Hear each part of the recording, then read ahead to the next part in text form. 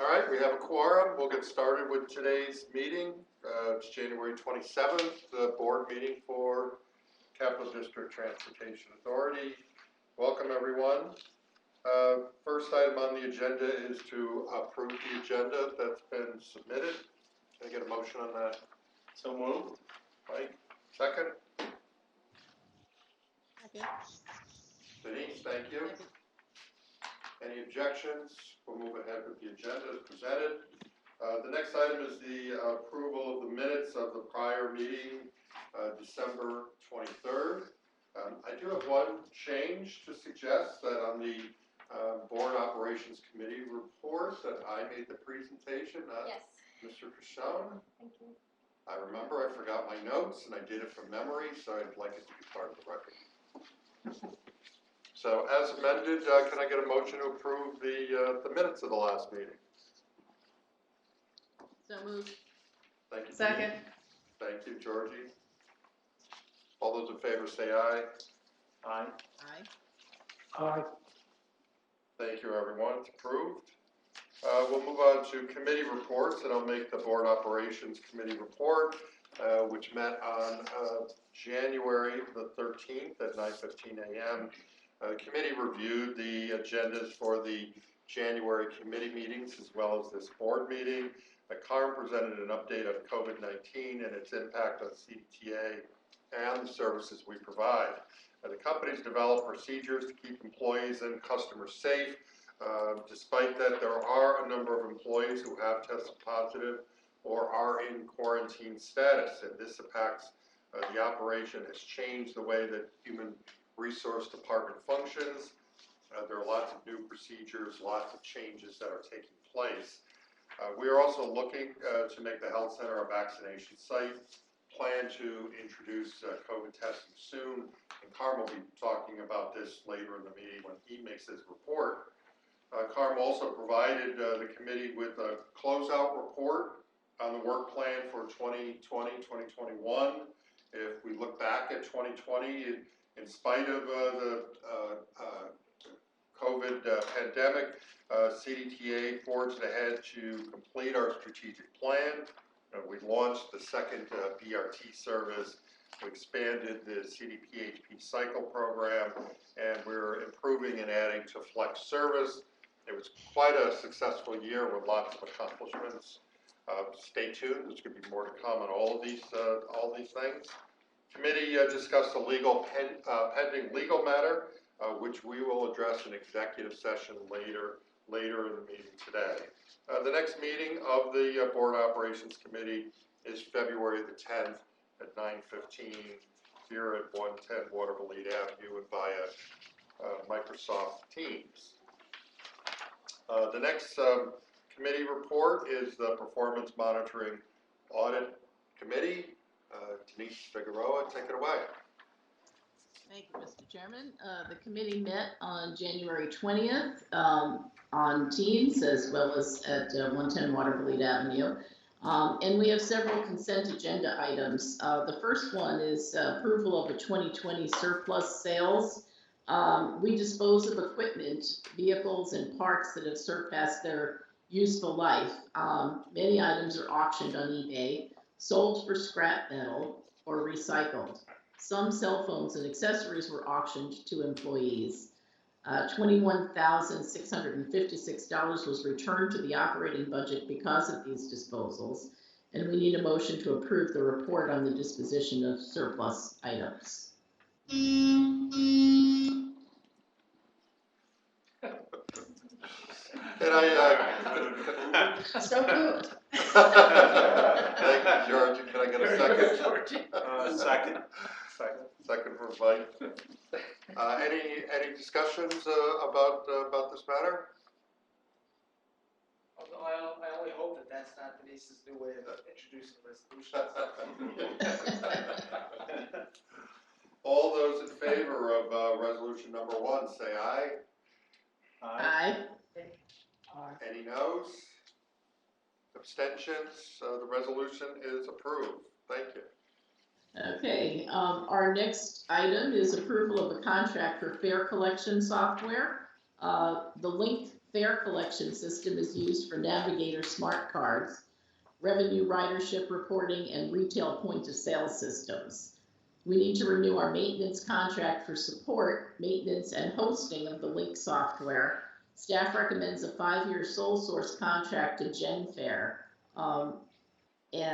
We need a motion to award a 5-year contract for a maintenance contract to SPX GenFair of Elk Grove Village, Illinois, for an amount not to exceed $1,232,531.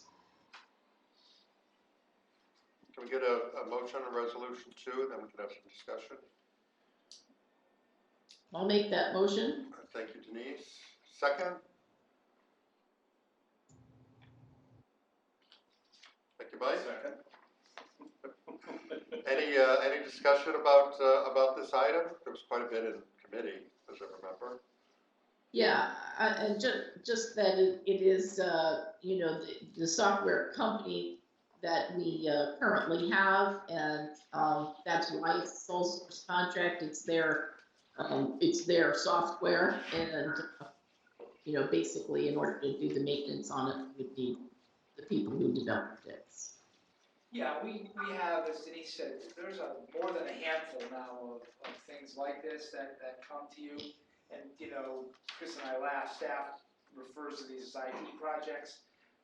Maybe so. This is really not an IT project. As you know, the Farebox system is I'd call that a company project. But this will continue. And in fact, I would imagine this kind of activity will increase as we become more automated, purchase and install systems like this. And I think it's a good business decision. I think the only issue is the price fair and reasonable? And even that is somewhat hard to really decipher. Where else could we go? It's not like we absolutely couldn't go anywhere else, but boy, it would be more work, I think, to go anywhere else than Any other comments? All those in favor of resolution 2 to approve the fare collection software, say aye. Aye. Aye. Any opposed? Any abstentions? It's approved. Thank you.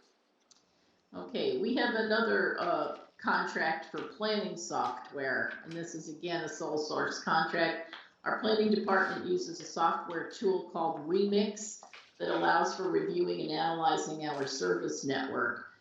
This tool provides demographic information for building service plans, ridership, and Title VI functionality, and staff recommends a 3-year sole source contract to Remix. We need a motion to award a 3-year contract to Remix of San Francisco, California, for an amount not to exceed $130,500. And I'll make that motion. Thank you, Denise. Can I get a second on that? Second. Thank you, Georgie. Any questions or comments about this resolution? pretty similar to Yeah. GenFair, although it's not tied to any, let's call it hardware, but similar. Once your staff becomes familiar with something, it's easy to use. They've indoctrinated it into how we do business. You become adept at it, especially. That's really the issue. The guys and gals in planning know how to use it, know how to work with it. It sort of becomes part of who you are. It's a great planning tool. We certainly see from many of the presentations that are made how useful it is. All those in favor of resolution number 3, another piece of software, say aye. Aye. Aye. Aye. Any opposed? Any abstentions? The resolution is approved. Keep going, Denise. Okay, next up is our approval of a contract for the River BRT work. CDTA and the City of Troy agreed to combine BRT station construction and a Troy project at Powers Park into a single project with one contractor. This partnership improved construction schedules and reduced costs. The City of Troy coordinated the project and awarded Callanan Industries the contract.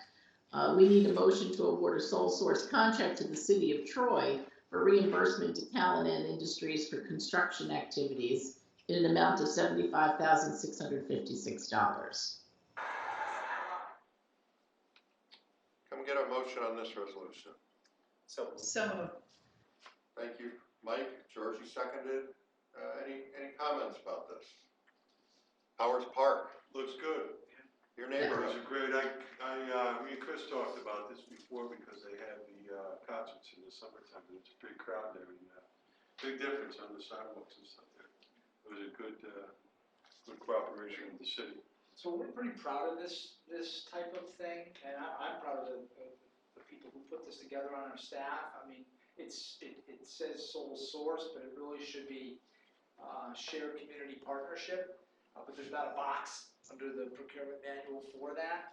And we do a lot of this. And the reason this came to the board is the dollar amount, but we do a lot of these types of things. In fact, there are a lot of these along the BRT corridor where we team up with a municipality or a developer or another entity to make this all work. And in this case, Powers Park looks a little nicer. Yeah. Our shelter and the surroundings fit a little nicer. It's good business sense, but because of the size of the value of the contract, it really isn't a sole source. It really, the check is going to go to the city of Troy, and they're going to pay the contractor. So I'm proud of these efforts and the staff who, are thinking about this kind of thing all the time. Yeah. Quick comment, Carl? Sure. Just, also next month, it's quite likely that we'll do a very similar type of thing, to the committee, for consideration and approval, hopefully, at Geyser Road outside of Spec. Same thing, working, with the city, to improve the overall area, but the transit component, we wanna chip in there to get, those needs met. So quite likely that something very, very similar will be coming next month. Did we get a motion on this? No? Can I get a motion? We did. We did, okay. So we'll take a vote on this then, unless there are any other comments. All those in favor of the work, working with the city of Troy and Callahan, say aye. Aye. Aye. Any opposed, any abstentions? Resolution is approved, thank you. Okay, our next contract up is for armored car services. Contract is needed for armored car services to transport cash and checks to our banking facility. An RFP was issued outlining service requirements, and we received one bid from an incumbent provider, our incumbent provider. Staff recommends a 3-year contract with 1-year renewals to Brinks Incorporated. The first year cost is $47,297, with future increases tied to the Consumer Price Index. So we need a motion to award a 3-year contract with 2 optional 1-year renewals to Brinks Incorporated of Dallas, Texas, for a minimum of $236,485 over 5 years. Can I get a motion on the resolution to retain Brinks? So moved. Thank you, Georgie. Second on this? Second. Thank you, Denise. Any questions or comments about our armored car service? Very professional. We move a lot of money around, but we can't tell you to and from or where. Or, How much or anything? it shows up in the financial statement, so always accurate. Very good. Call the question then on resolution 5 for retaining Brinks. All those in favor say aye. aye. Aye. Aye. Any opposed? The resolution is approved. Okay, and our next one, or last one for today, is approval of a change order on the Bougain project. In June of 2020, a contract was approved with Newcastle Paving for demolition of the Bougain building, just across the street from 110. During construction, unknown issues were identified, including additional asbestos abatement, water sewer work, and the addition of light poles. Because of these additional costs, they exceed 20% of the original contract, a change order is required for board approval. We need a motion to change the original contract with Newcastle Paving of Troy, New York from $411,201 to $886,342. Can I get a motion on this resolution? So moved. I'll make that motion. Mike made a second, Denise made the motion, Mike made a second. Any further discussion or comments about this? It was a lengthy discussion at the committee meeting. Yeah, go ahead, Mark. Just noting that seems to be more than 100% increase. Yes. It is, and it was, I was about to say, I think Jamie was kind, it was more than, it was discussed at length. You know, luckily we have some expertise on both sides of the aisle, obviously expertise on staff, and this is an area where we have a board member who is, I would call her more than expert. And I thought she had asked correct questions that I think for the most part staff had answers for. Some of this, you know, really what this came down to, when you push everything aside, the issue of the water main and the connection that we did not know of, and it was, you know, more than half the change order was the connection that we had to make on behalf of the city hall. Did I get that right, Georgie? What was the question, Carl? No, I think I got that right. The majority of this was the connection, the water main. And there was some asbestos issues, but on the dollar amount, it's really mainly the water main issue. Yeah, it's about half of. But that really, Mark, is what it came down to. When you start digging, you find some interesting things. Or when you start knocking things down, you find interesting things. And at the end of the day, the total cost is not totally out of the range of the cost of building a new parking lot. Yeah, we're lucky to have staff or board member expertise in that too. Love parking. Yeah. And that's sometimes, you know, in my career, it's underestimated the cost of a parking facility. John Scherzer and I have these discussions when we're talking to people about universal access agreements. You know, we want them to, you know, provide transportation for employees because it's cheaper than building and maintaining a parking spot. Everyone thinks building and maintaining a parking spot is an insignificant item. It is not. It's very expensive, and we know now that $15,000 or $16,000 a spot is certainly not a trivial investment. So what does that have to And we need the parking as well. The So. number of 250,000, is that the actual? It's just 250? I'm sorry, George, you didn't hear the whole question? The line item for the water sewer disconnect is 250,000. Round number. Is that the actual?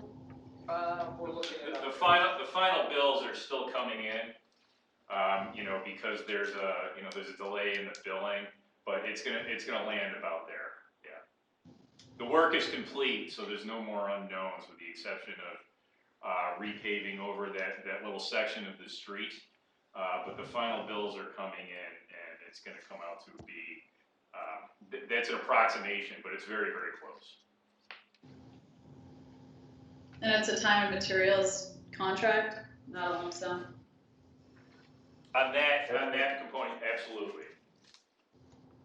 So we have the daily logs for all the materials used, the hours, what activities were performed on a day-to-day basis through that entire project, including addressing the water main.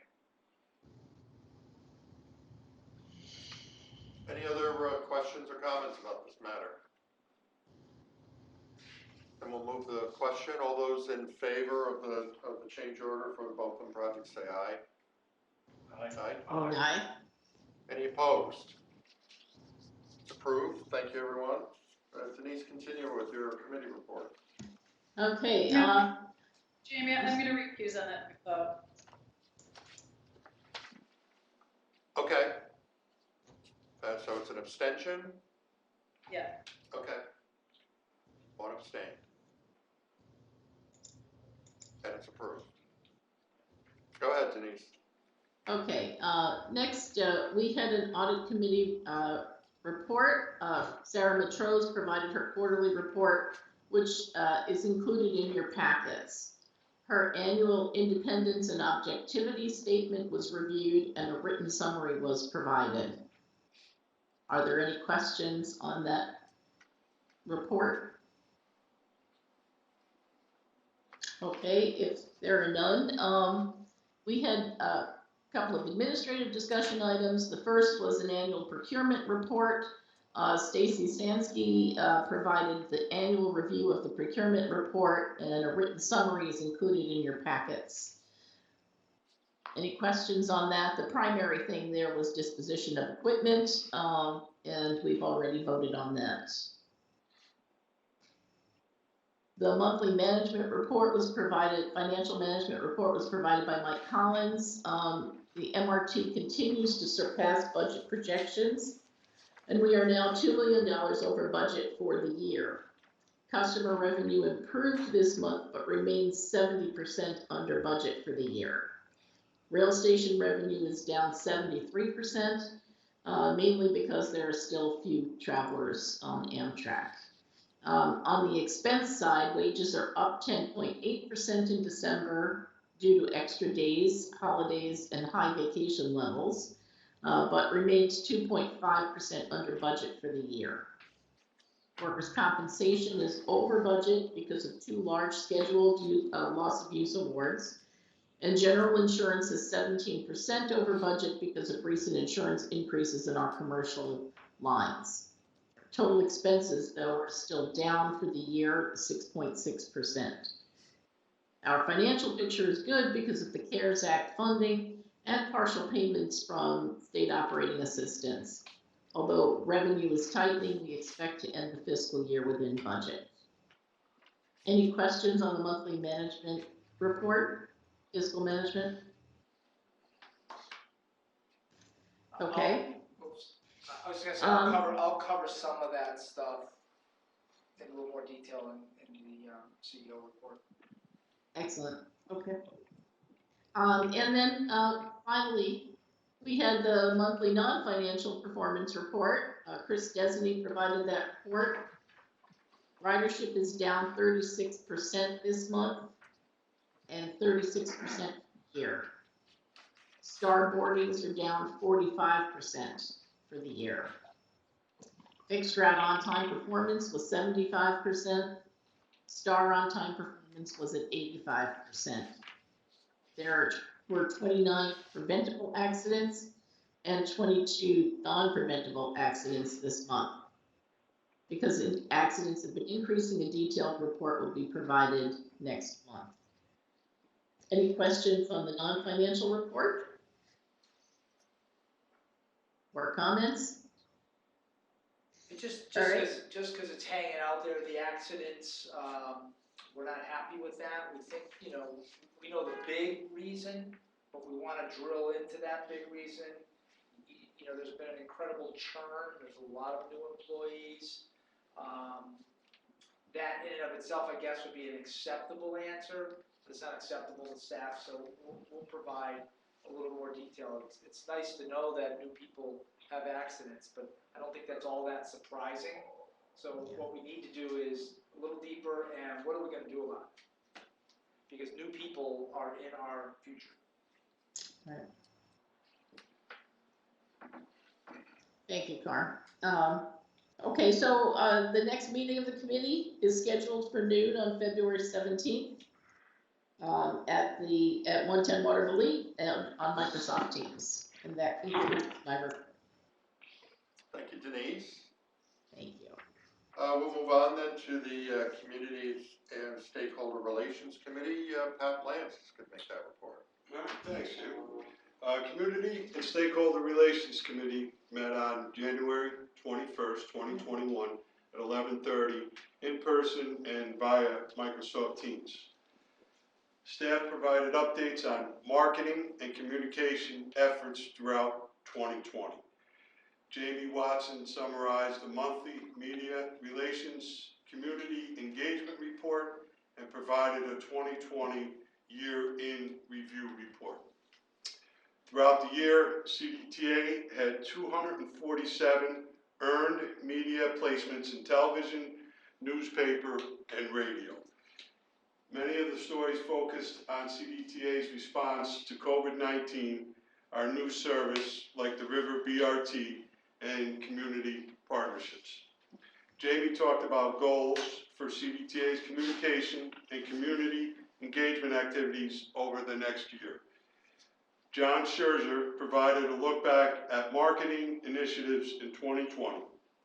These efforts support corporate communications internally and externally and keep employees and the community up to date on CDTA initiatives. Ali Scheffler provided a look at what we are doing in social media.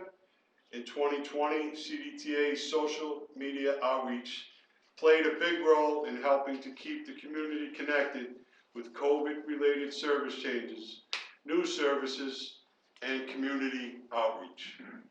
In 2020, CDTA's social media channels continue to grow, with emphasis placed on providing COVID-related information, service updated, and new mobility options. We expect social media platforms to be a growing and important part of our marketing and communications network. Next meeting will be on Thursday, February 18th, 2020 at 11:30 via Microsoft Teams or at 110 Watervliet Avenue. Any questions? No, thank you, Pat. You're welcome. Appreciate it. Anytime. We'll move on to the Strategic and Operational Planning Committee. Mike Crushell will make that report. Thanks, Jamie. Strategic and Operational Planning Committee met last Thursday, 12 p.m. here at 110 Watervliet Ave and via Microsoft Teams. We had no consent agenda items and 2 administrative discussion items.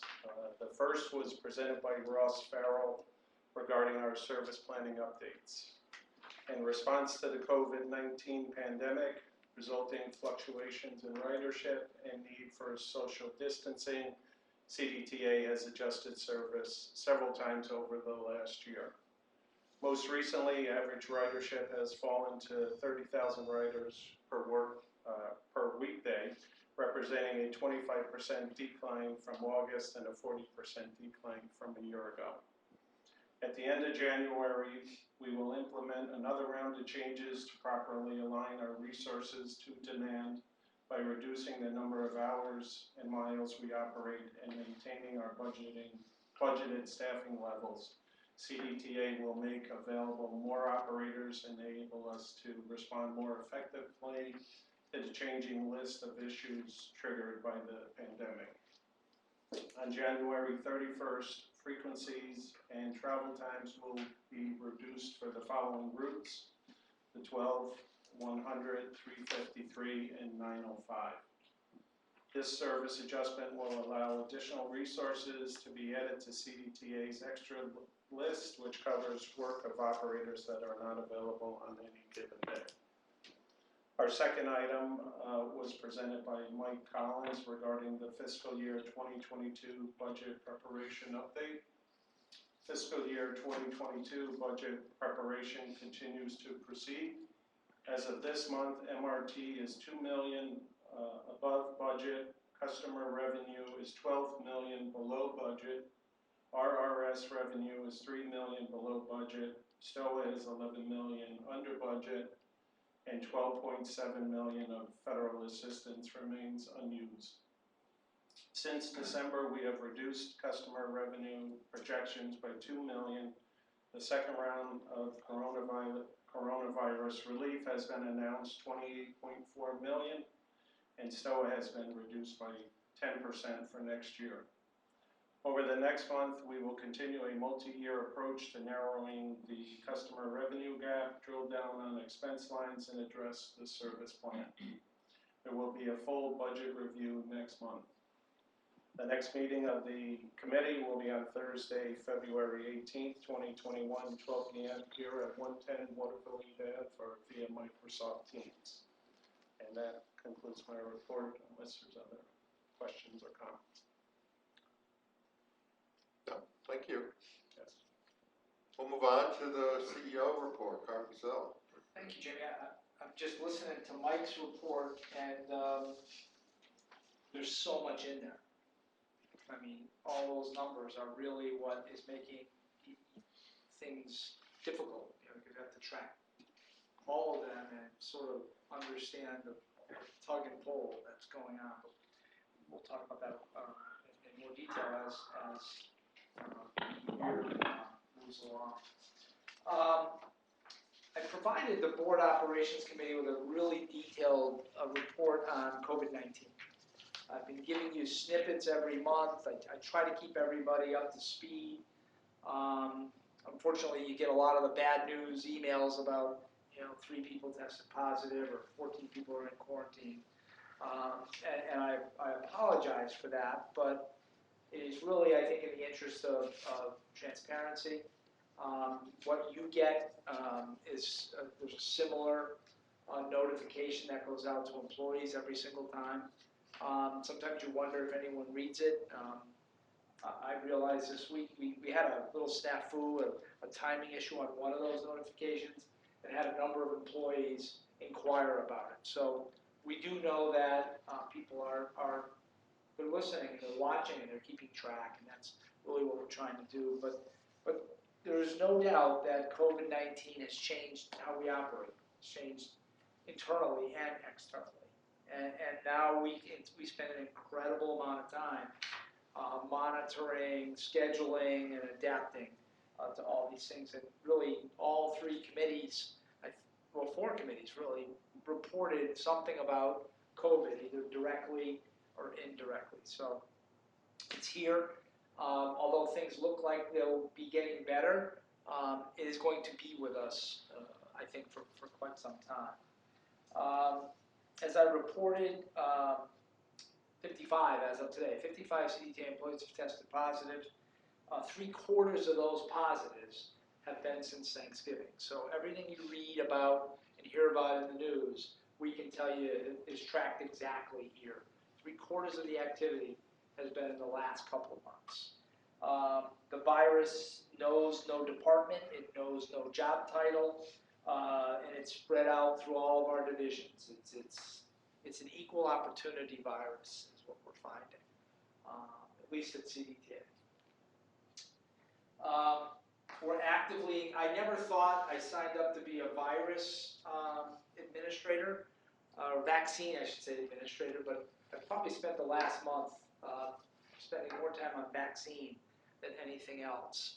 Our health center is all set. It is got every checkbox and check mark needed.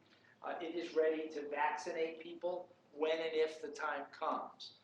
At the same time, we're working with the counties in our service area because it is likely that a number of our employees will be vaccinated through county pods. I just found out what a pod stands for, I already forgot. But it's something about a vaccination destination site. But we are working, our employees have been designated under the 1B heading, first line workers.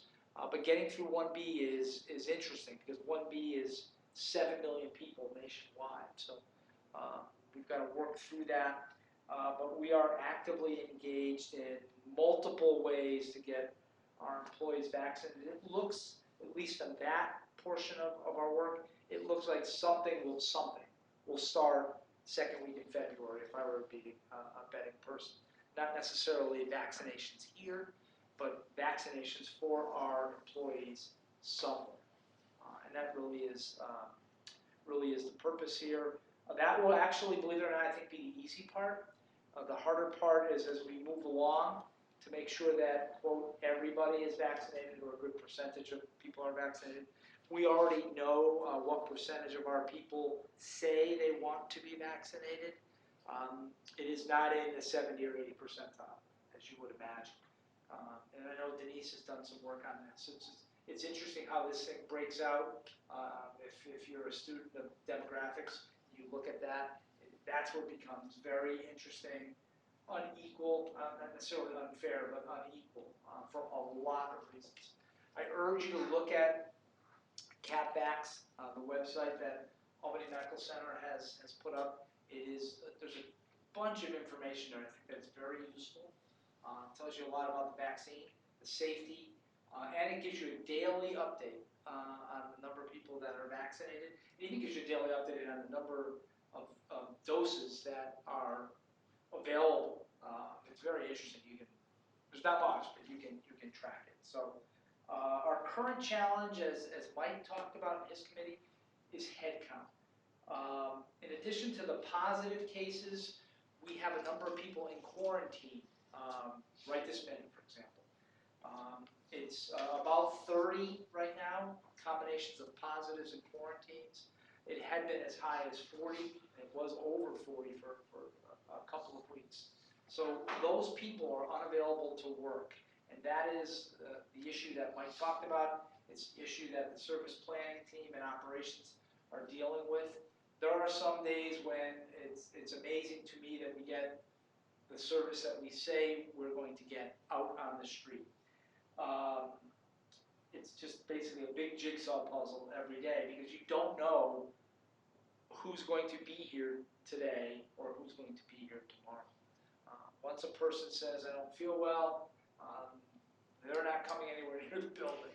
Once they say they don't feel, once they test positive, a whole tracking system starts, and inevitably, if one person tests positive, 4 people end up in quarantine. But hats off, a special hats off for the people in our communications center, our dispatchers, the service crews that work in maintenance. All these people every day are literally pulling rabbits out of the hat to get things done. So what does that have to do with what Mike said on January 31st? On January 31st, those changes will basically reduce the number of people required to meet daily pull. Actually, on the street, I don't think customers are really going to notice, because for the most part, this was frequency that we added back June, July, really to respond to corona crowding, if you recall. So I think it'll be relatively seamless, but it will provide a lot of relief in the operating departments. There'll be basically a cadre of extra people available, hopefully every day.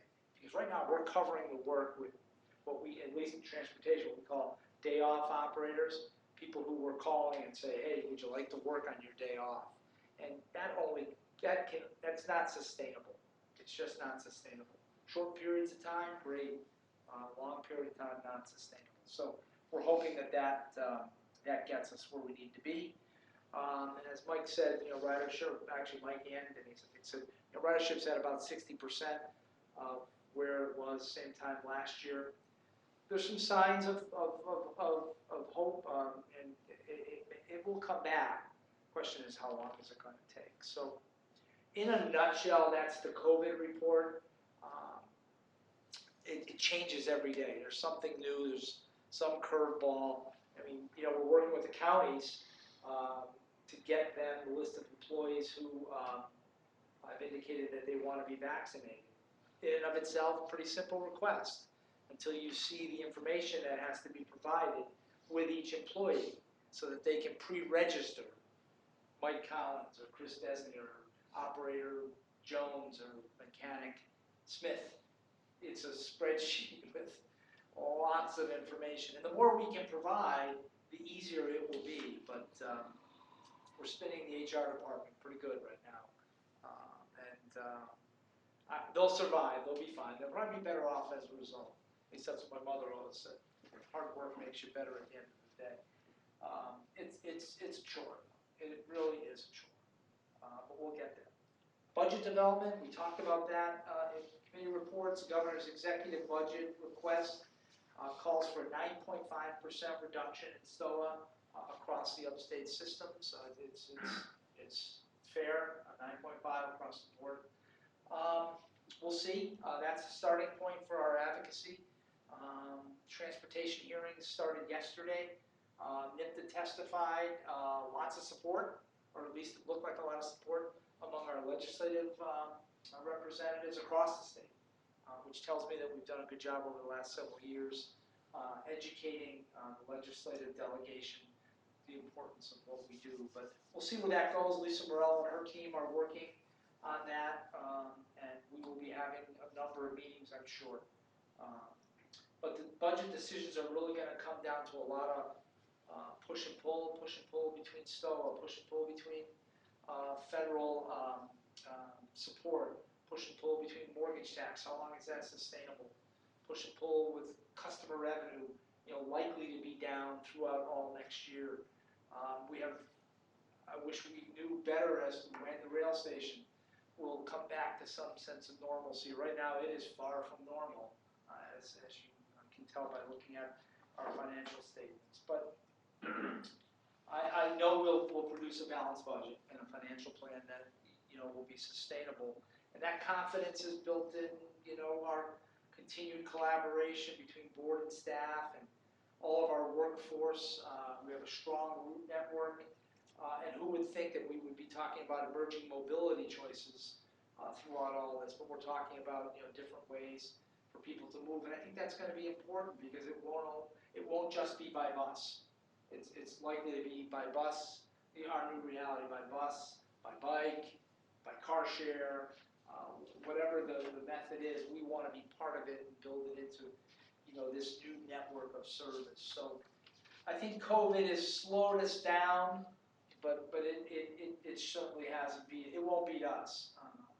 I don't think anybody here will let it. But it's tough every day though. COVID is your number one work item. Lastly, in my final thoughts, it still amazes me that the strategic plan got done and it is now being distributed. And we're getting feedback. We distributed it to a small group. The board member copies are. The only reason we didn't have them today is because half our people aren't here. So I think we're sending them out with a couple of little goodies to go along with it. But thanks for everybody for doing that. And we're starting to use the new mission statement, which I think is apropos. And we provide mobility solutions to connect the region. Short and sweet, it's easy to remember. And thanks to Georgie, it's always up in front of us. That was a Georgie suggestion many years ago, and we've adapted it now as sort of the rule of the road. That concludes. Do I dare say where I learned that? You may. I know. Why don't you tell us? Mr. Doug Eady. Yep. He's still around. He's kicking and doing well down in Tampa. Yeah. I talk with him periodically. He and Dave are co-authors of a book. Yeah. Don't let you forget that. And for XXX, you can have a copy too. No, he did some excellent work with us. He did. His work has sustained, has 20 years. Really done great work. The committee structure is, his architecture. We've tweaked it. All good. Thank you, Connor. Anybody have any questions for Connor or comments about his report? Before we move on to the executive session matter, are there any general comments for the board and public? I have a couple of questions. Yeah, the comment is, there's a lot of uncertainty about the federal funding, but I have the impression that the Biden COVID relief bill has a good chance of passing, and I heard that will probably be in around March, in which case it would be in time for the state and local assistance to be incorporated in the state budget. The question I had was, I had a couple of questions on COVID, about what percentage of the staff has been vaccinated at this point? small number. Single digit, Uh-huh. and that's all, I know that. that's all their own efforts. Mhm. I know that there's a backlog in supply and some confusion in the coordination, but that should clarify soon. I would say that's putting it mildly, Mark. Yeah. And then, I was just wondering, in the accident report, this isn't for now, but for future, but I'm just curious, I don't recall seeing, numbers about our liability for accidents, so I would like to see that reported at some point. Yeah, And that's, also, sorry. also when there are accidents, I would hope that they're considered, teachable opportunities to prevent their recurrence. Yeah, well, the second question is absolutely, yes, we do teach, and it is a teachable moment, and that's actually what we're digging into. You know, why has there been a little bit of a spike, and are we doing enough in the teaching thing? And as far as the liability part of the accident report, that's a separate report that Amanda does quarterly, and that is included in the board packets. I can get you an updated one if you don't have that. Yeah, but I didn't have any immediate need for that, I was just curious. One report I would like to see, though, is a different topic, is a general report on the performance and cost of the electric bus pilot. I have some specific data items that I would like to see. I'll send a request in the next few days. Yeah, as you remember, Chris gave a very preliminary, sort of the first out-of-the-box report, and he has another one scheduled probably for March. But anything you want to see, frankly, we have lots of data.